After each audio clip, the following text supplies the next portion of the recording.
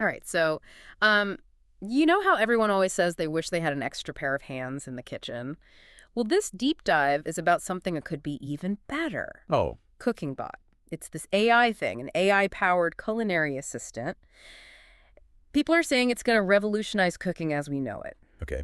And AI in the kitchen is definitely a hot topic these days. But what makes CookingBot stand out? From what I've seen on their website, cookingbot.com, it's not just another recipe app.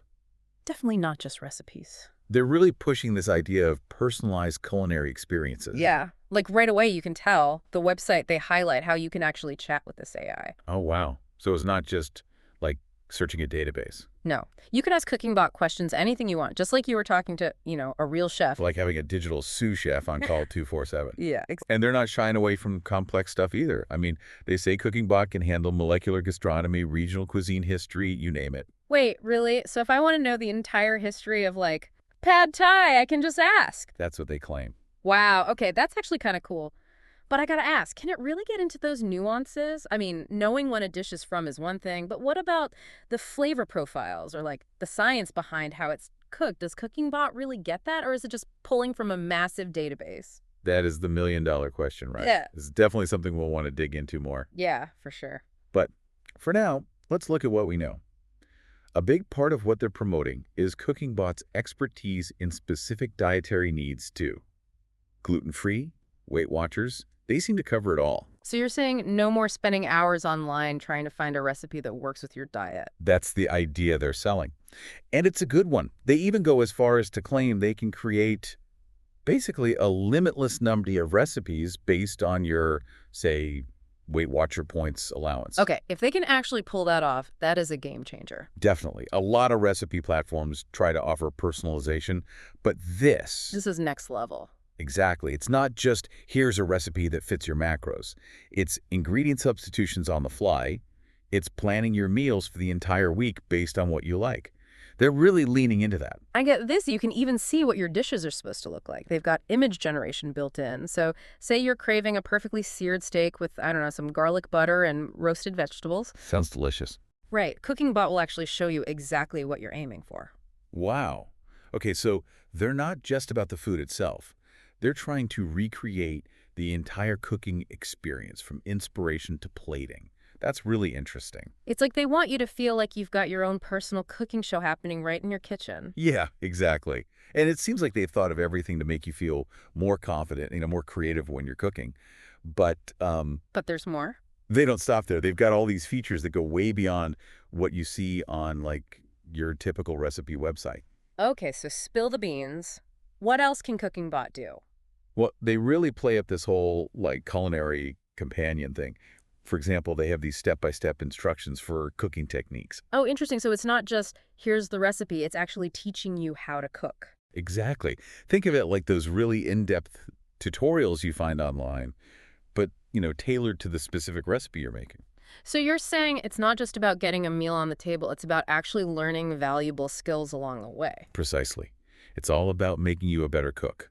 And let's not forget those super handy measurement conversions, because who hasn't struggled with converting, like, deciliters to cups or ounces to grams? Ugh, don't even get me started. I've definitely had my share of measurement mishaps in the kitchen. Right.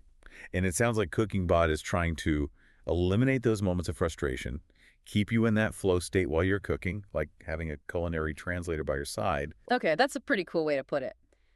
But speaking of culinary translators, I've got to ask, how well does CookingBot handle more obscure ingredients? Like, what if I ask for, say, a Rastafarian idol recipe? Will it actually understand what I'm talking about? That's a great question. Their website does say that CookingBot works with a really wide range of cuisines, different dietary preferences. Yeah. But, I mean, whether it can really grasp the nuances of something like Rastafarian idol cuisine, which goes beyond just ingredients, gets into a whole philosophy of food and preparation, that remains to be seen. Yeah, that's true. It would definitely be a good test of how deep its knowledge really goes. Definitely. Okay, so we've talked about the features, the whole personalization aspect, the fact that it can actually teach you about cooking. It all sounds pretty amazing. But let's be practical for a second. How much is this AI sous chef going to cost me? Well, the good news is they do have a free tier. Okay, I like the sound of that. Free is always a good place to start. Right. Of course, the free plan does have some limitations. You get, like, a couple text or image-based questions per day.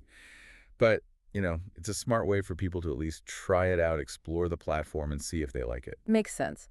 But let's say I'm already sold. I want to go all in on this whole AI culinary adventure. What are my options? Well, if you want unlimited chats, image generation, and presumably, access to all of CookingBot's features, they've got a premium membership. Of course, there's a premium option. Right. It's a monthly subscription, which seems to be like the standard now with a lot of these AI tools. Which makes sense, right? I mean, it keeps things fresh. The platform's constantly learning and evolving, which is kind of what you want with, like, cutting edge tech. Definitely. But I think it also brings up this bigger question about, like, how much do we really want to rely on AI in the kitchen? Are we heading towards a future where algorithms are going to be, like, dictating what we eat and how we cook?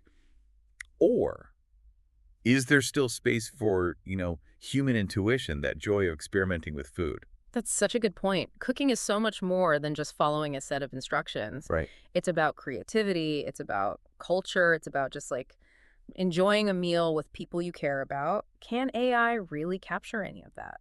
That's where things get really interesting.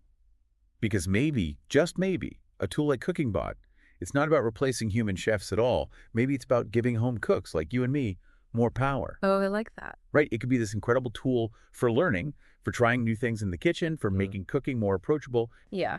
Less intimidating, especially for people who are just starting out. Exactly. So it really all comes back to that idea of CookingBot being like a culinary companion. I like that. Yeah. Not something that's going to replace actual human connection or like the creativity of cooking, but something that makes our love of food even better, And that's something I'm here for. Absolutely. Yeah. It's going to be really interesting to see how CookingBot changes over time and how people actually use it in their kitchens. Right. Does it actually live up to everything it says it can do? Does it make people more curious about cooking? I guess that's something we'll all have to find out for ourselves. Exactly.